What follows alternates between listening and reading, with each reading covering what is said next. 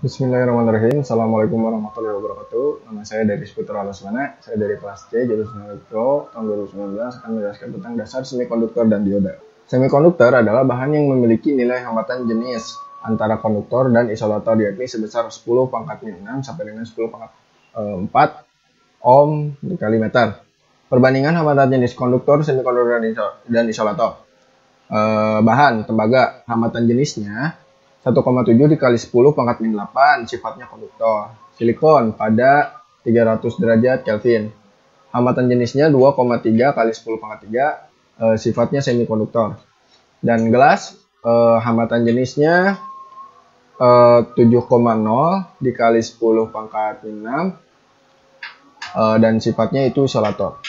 Nah, 3 buah bahan tadi yaitu tembaga, silikon, dan gelas masing-masing memiliki panjang 1 meter dan diameter 1 mm. Pada kedua ujung bahan tersebut terpasang tegangan 10 volt. Tentukan besarnya arus yang lewat masing-masing pada bahan tersebut. Nah, jawabannya kita harus mencari R terlebih dahulu dengan rumus R sama dengan Rho dikali L per A. Nah, L di sini adalah panjangnya. Dan A-nya ini adalah rumus lingkaran. Di mana rumus lingkaran itu VR kuadrat dan R-nya itu adalah jari-jari, di mana rumus jari-jari adalah diameter bagi 2. Nah, ini sudah diketahui panjangnya 1 meter dan diameternya 1 mm. Jadi untuk mencari jari-jari 1 mm dibagi 2 yaitu 0,5 mm. Nah, lalu dicari A-nya. Tinggal V dikali 0,5 pangkat 2 dan nanti dicari R-nya. Selanjutnya dihitung I untuk masing-masing bahan dengan rumus I sama dengan V per R, di mana V-nya adalah 10 volt. Nah, I untuk tembaga itu hasilnya 0,46 dikali 10⁻³ ampere. I untuk silikon itu hasilnya 3,41 dikali 10⁻⁹ ampere. Dan I untuk gelas itu hasilnya 1,12 dikali 10⁻⁴ ampere. Nah, arus yang mengalir pada bahan-bahan tersebut adalah sebesar 10 volt. Bahan-bahan semikonduktor trivalen, logam-logam yang memiliki atom-atom dengan jumlah elektron terluar 3 buah, seperti boron, gallium, dan indium. Tetravalen, logam-logam yang memiliki atom dengan jumlah elektron terluar 4 buah, seperti silikon dan germanium. Pentavalen, logam-logam yang memiliki atom-atom dengan jumlah elektron terluar 5 buah, seperti fosfor, arsenikum, dan antimon. Selanjutnya di sini ada tabel periodik dari semikonduktor, yang mana yang tadi trivalen, tetravalen, dan pentavalen. Bahan yang paling banyak digunakan adalah silikon dan germanium. Jumlah elektron silikon 14 buah dan jumlah elektron germanium adalah 32 buah. Jumlah elektron valensi, elektron terluar, silikon maupun germanium masing-masing mempunyai 4 buah dan jenis ikatan kovalen. Jenis semikonduktor intrinsik. Semikonduktor intrinsik merupakan semikonduktor murni dan tidak cacat, contoh silikon murni. Jadi ini bahannya langsung dari alam. Nah, ini ada visualisasi 3 dimensinya serta ada visualisasi 2 dimensinya, di mana struktur kristal silikon pengulangan secara teratur satuan sel 3 dimensi berbentuk tetrahedral. Semikonduktor intrinsik pada suhu yang sangat rendah mengalami semua elektron berada pada ikatan kovalen. Tidak ada elektron bebas atau tak ada pembawa muatan sehingga bersifat sebagai isolator. Jadi jika semikonduktor ini berada di suhu yang sangat rendah atau sangat dingin, maka semikonduktor ini akan bersifat sebagai isolator atau tidak mengalirkan arus. Dan semikonduktor ini pada suhu kamar atau suhu ruangan biasa, agitasi termal menyebabkan beberapa elektron valensi keluar dari ikatan kovalen menjadi elektron bebas sebagai pembawa muatan negatif, dan munculnya elektron bebas diikuti dengan terbentuknya hole atau lubang dengan pembawa muatan positif. Peristiwa ini disebut dengan pembangkitan atau penetration. Jika dipasang pada potensial, terjadi aliran arus sebagai konduktor dengan konduktansi rendah. Sifat dan bahan silikon dan germanium. Nah, ini ada nomor atom, ada berat atom, kerapatan, konstansa dielektrik, atom, dan lainnya. Nah, ini pembawa muatan pada semikonduktor listrik. Nah, bisa dilihat bahwa untuk yang keadaan terdahulu atau belum terpasangnya listrik, di sini ada hole atau lubang yang mengeluarkan elektron, dan setelah dimasukkan medan listrik terpasang kembali elektron tersebut ke kovalennya. Nah, semikonduktor ekstrinsik yang memperoleh pengotoran atau penyuntikan atau doping oleh atom asing. Nah, jadi semikonduktor ekstrinsik ini terbagi menjadi dua, yaitu tipe N dan tipe P. Tipe N pengotoran oleh atom pentavalen seperti fosfor, arsenikum, dan antimon. Atom pengotornya disebut atom donor, pembawa muatannya yaitu elektron. Dan untuk tipe P, pengobatan oleh atom trivalen seperti boron, gallium, dan indium. Atom pengotornya disebut atom akseptor, dan pembawa muatannya itu hole. Tujuan doping meningkatkan konduktivitas semikonduktor dan memperoleh semikonduktor dengan hanya satu pembawa muatan, elektron atau hole saja. Perbandingan doping, atom dopan, atom murni, yaitu 1 berbanding 10⁻⁶ sampai dengan 10⁻8. Dopan adalah atom pengotor. Atom-atom dopan pada semikonduktor tipe N adalah atom-atom pentavalen dan dinamakan atom donor, sedangkan pada semikonduktor tipe P trivalen dan dinamakan atom akseptor. Nah, ini adalah semikonduktor tipe N, di mana di sini ada elektron bebas. Jadi pada kovalen ini ada tambahan menjadi +5. Elektron bebas sebagian besar terjadi karena doping, dan sebagian kecil lainnya bersama hole karena generasi akibat agitasi termal. Elektron bebas menjadi pembawa muatan mayoritas dan hole sebagai pembawa muatan minoritas. Dan untuk tipe P ini hole sebagian besar terjadi karena doping, dan sebagian kecil lainnya bersama elektron bebas karena generasi akibat agitasi termal. Hole menjadi pembawa muatan mayoritas dan elektron bebas sebagai pembawa muatan minoritas. Selanjutnya ada piranti semikonduktor. Beberapa piranti semikonduktor dioda, pertemuan PN, transistor, transistor, SCR, IC. Nah, ini contoh gambar-gambarnya. Dioda pertemuan tipe P dan N. Suatu pertemuan PN adalah kristal tunggal semikonduktor yang pada satu sisinya mendapatkan penyuntikan atom akseptor, dan pada sisi yang lain mendapatkan penyuntikan atom donor. Pertemuan PN merupakan blok bangunan dasar basic building block bagi piranti semikonduktor. Dioda pertemuan PN pertemuan PN yang pada kedua sisinya dilekatkan logam, sehingga terdapat dua ujung logam yang merupakan terminal atau elektroda, yakni anoda pada sisi P dan katoda pada sisi N. Nah, pertemuan PN ini simulasinya, jadi atom akseptor ini didoping ke kristal tunggal semikonduktor dan atom donornya juga didopingkan.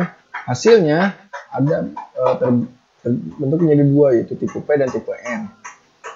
Nah, dioda pertemuan PN. Jadi pertemuan P dengan N itu hasilnya akan menghasilkan anoda dan katoda pada sisi P dan katoda pada sisi N.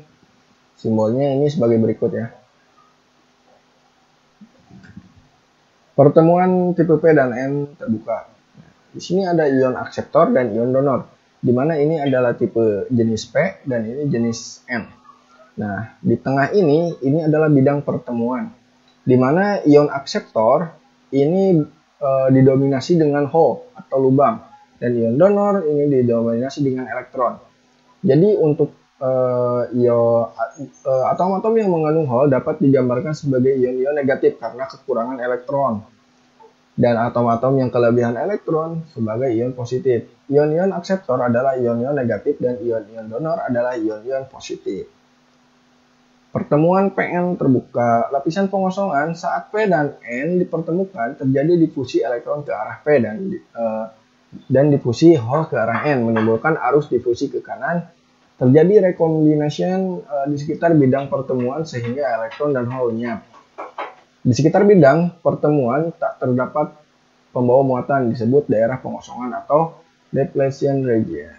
Tegangan penghalang. Lenyapnya elektron meninggalkan ion donor positif dan lenyapnya hole meninggalkan ion akseptor negatif. Adanya ion positif dan negatif menyebabkan adanya medan listrik sehingga ada tegangan, disebut tegangan kontak atau tegangan penghalang atau barrier potensial, menimbulkan arus drift ke kiri. Karena pertemuan PN ini terbuka, maka keseimbangan antara arus drift dengan arus difusi. Pertemuan PN dengan perasikap maju atau forward bias. Jika adanya VD, nah jadi ini VD ini adanya VD menyebabkan arus difusi lebih besar dari arus drift. Jika potensial penghalang sebelum diberi VD adalah V0, maka potensial penghalang turun menjadi V0 dikurangi VD. Daerah pengosongan menjadi sempit.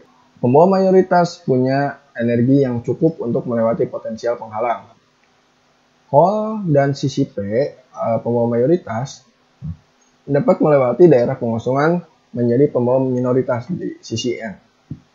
Elektron dari sisi N, pembawa mayoritas, dapat melewati daerah pengosongan menjadi pembawa minoritas di sisi P. Jumlah arus dari elektron dan hole merupakan arus total yang lewat dioda. Pertemuan PN dengan perasikap mundur atau reverse bias. Hole pada sisi P bergerak ke kiri. Hole pada sisi P itu bergerak ke kiri, ke arah anode. Pada sisi N bergerak ke kanan. Elektron pada sisi N bergerak ke kanan. Daerah pengosongan melebar. Potensial penghalang menjadi V0 ditambah VD. Tidak ada arus lewat bidang pertemuan. Karena daerah pengosongan pada dasarnya merupakan semikonduktor listrik, agitasi termal dapat menyebabkan terjadinya generation sehingga muncul pasangan elektron dan hole pada daerah ini. Nah, pengaruh medan listrik yang terpasang terhadap adanya elektron dan hole di daerah pengosongan penyebabnya terjadi arus yang arahnya dari katode ke anode dan disebut arus balik saturasi yang besarnya 10⁻⁸ sampai dengan 10⁻14 ampere. Dasar analisa dioda. Nah, ini simbol dari dioda. Ini anoda dan ini katoda. Nah, ini jenis-jenis diodanya. Ada junction dioda, ada zener dioda, tunnel dioda, Schottky dioda, dan lainnya. Jenis dioda dan penggunaannya. Pada silikon untuk penyearah arus, pengaman tegangan kejut. Dioda zener untuk mengatur tegangan zener 6,2 volt dan zener 3,2 volt. Dioda bridge untuk penyearah gelombang penuh pada rangkaian satu daya. Misalnya B40 C800 kiprok pada kendaraan motor. LED sebagai lampu indikator. Nah, konsumsi arusnya rendah, hanya 5 mA. Long lifetime-nya 1,5 sampai 3 volt.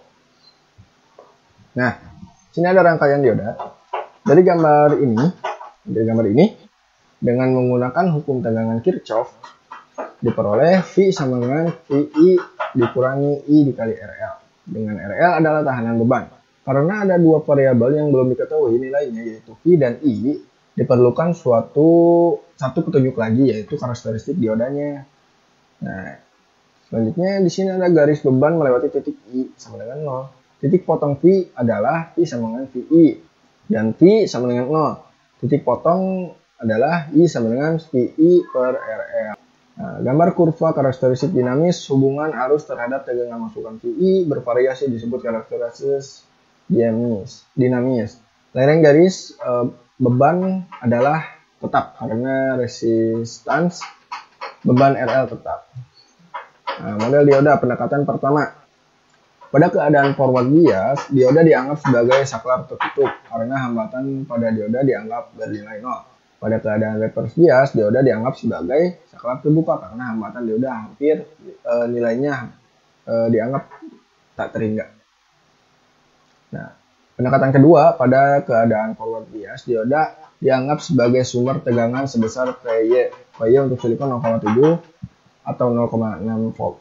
Dan untuk germaniumnya 0,2 atau 0,3 volt. Pada keadaan reverse bias, dioda dianggap sebagai saklar terbuka karena hambatan dioda dianggap bernilai tak terhingga. Dan model ketiga, pendekatan ketiga, pada keadaan forward bias, dioda dianggap sebagai sumber tegangan sebesar Vy untuk silikon 0,7 dan untuk sampai atau 0,6 dan untuk germanium 0,2 atau 0,3 dengan resistansi forward atau RF yang terpasang secara seri. Pada keadaan reverse bias, dioda dianggap sebagai resistansi reverse.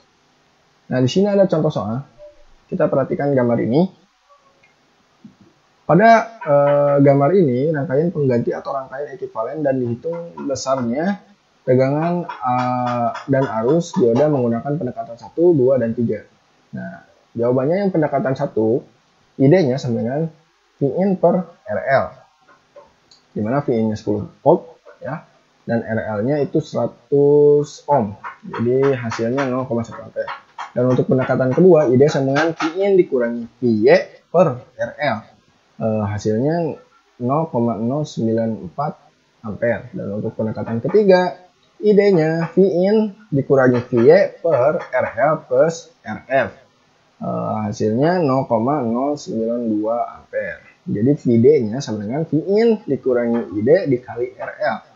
Hasilnya Pin-nya tadi 10 ampere, ID-nya itu 0,92 ampere, dan untuk RL-nya itu 100 ohm, jadi hasilnya 0,8 volt. Baik, terima kasih. Sekian dari saya. Mohon maaf apabila kesalahan. Wassalamualaikum warahmatullahi wabarakatuh.